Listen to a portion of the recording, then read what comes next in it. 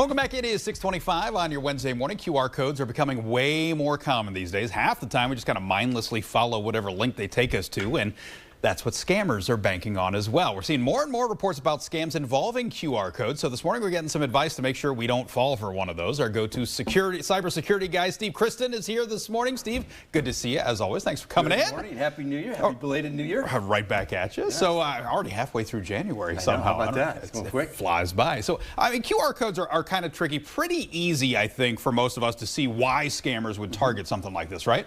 Right. Well, QR code, think of it this way. We all know about barcodes. Yeah. And barcodes are data that's encoded, and we read left to right. What a QR code is, it was invented back in the 90s.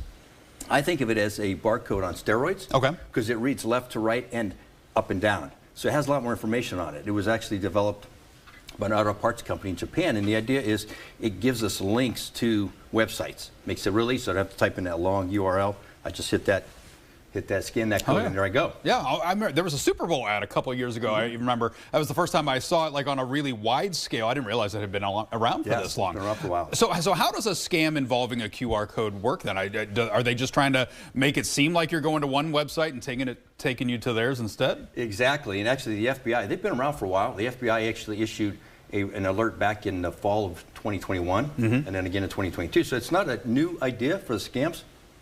So what I suggest is people, before you scan, let's take a step back. First of all, you want to make sure your phone is up to date in terms of the operating system. Second of all, most phones will utilize the camera to scan, so you don't need a third-party app. If you want to load a third-party app, make sure it's from the Apple Store or from the Google Store. So you have all that safe. Then when you get to the code itself, before you scan right away, you want to step back and say, does it look good? In other words, is there something special about it? If the company has a blue and white logo and this code is, say, green and purple, that's a red flag. The other thing you want to do is you can actually, especially if they're outdoor, feel the code itself, because what these guys are, the bad guys, are taking stickers and putting the bad QR code on top of the good one. Oh, so it could be a legit ad then, and they're just putting it right on top of it. Generally, you find this when you're talking outdoors. If you get an email, and there's a QR code, don't scan it, because there's no need to. If I have an email, I can see the link, and I click on why give me a QR code, that's a red flag.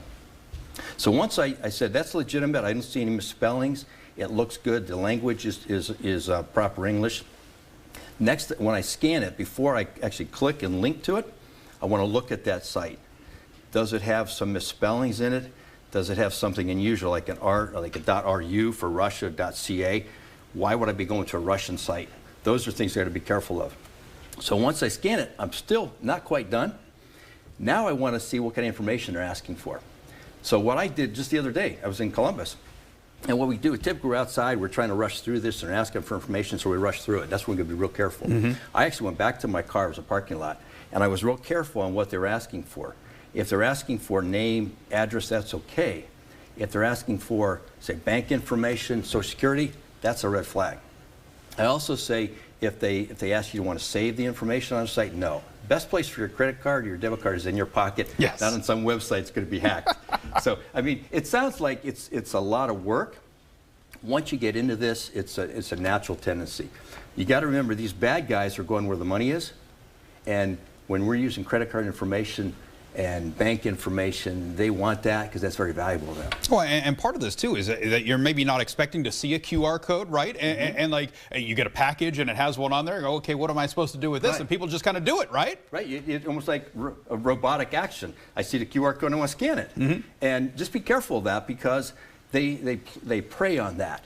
Because, you know, everybody does. I do myself. I've got to catch myself, especially if you're outside, like at a gas station. Be very careful about that. All right. Great information, as always, Steve. Good to see you. Good to see you. Thank you very much. Keeping you safe, making sure you think before you scan and then click on the link from a QR code. All right, Jimmy, it's cold out there again this morning. And